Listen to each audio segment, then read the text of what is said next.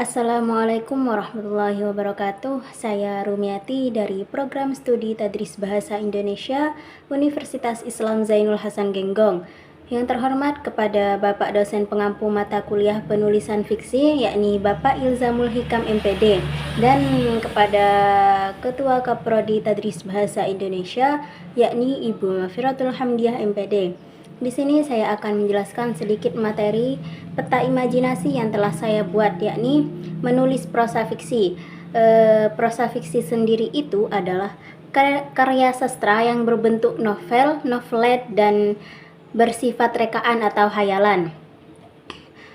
Salah satu contoh dari prosa fiksi itu adalah novel, cerpen, dan masih banyak karya fiksi lain yang berbentuk prosa ini. Kemudian unsur-unsur prosa fiksi itu sendiri yakni ada 4. Yang pertama, pengarang atau narator. Oleh pengarang itu yang menulis prosa fiksi itu sendiri. Yang kedua, isi penciptaan. Yang ketiga, media penyampaian, isi beberapa bahasa.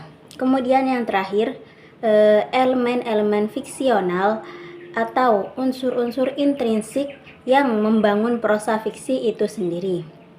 Kemudian di sini menulis prosa fiksi. Sesuai dengan judul, di sini ada beberapa poin, ada 8 poin, yakni yang pertama itu mencari ide. Seorang narator ketika menulis prosa fiksi, yang pertama itu pastinya mencari ide. Ide apa yang akan dituangkan dalam prosa fiksi itu sendiri. Dan yang kedua yakni mencari pokok persoalan, apa yang akan diangkat dalam cerita tersebut. Dan yang ketiga itu mencari tambahan pengetahuan. Mencari tambahan pengetahuan ini, narator itu membaca beberapa buku sebagai pengetahuan yang lebih. Kemudian yang keempat, mencari nama tokoh. Seorang narator ketika akan membuat cerita fiksi atau prosa fiksi ini pastinya menyiapkan nama tokoh atau mencari nama yang diinginkan oleh pengarang tersebut. Kemudian yang kelima yakni merencanakan karakter tokoh. Yang kelima ini, seorang narator atau pengarang merencanakan karakter dari tokoh tersebut. Misal dari tokoh si Alvin.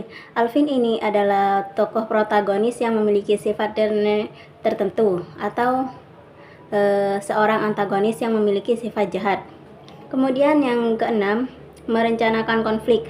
Dalam prosa fiksi ini, seorang narator juga harus merencanakan konflik yang akan terjadi dalam novel tersebut atau dalam cerita tersebut. Karena konflik ini yang akan menjadi inti dari karya fiksi tersebut. Kemudian yang ketujuh yakni merencanakan setting atau latar cerita. Dalam cerita tersebut mau ditaruh di mana ceritanya, dalam negara mana, dan lain sebagainya. Kemudian yang terakhir yakni membaca dan mengoreksi kembali. Setelah narator membuat cerita, itu pastinya narator membaca dari ulang cerita yang mereka buat agar cerita tersebut bisa nyambung sampai akhir. Dan yang terakhir itu ada perbedaan. Perbedaan cerpen dengan novel itu terletak pada segi formalitas bentuk. Maksudnya gimana? Jadi novel itu memiliki panjang cerita lebih dari 100 halaman. Jika cerpen memiliki panjang cerita yang lebih pendek atau lebih sedikit daripada novel, itu yang dinamakan cerpen atau cerita pendek.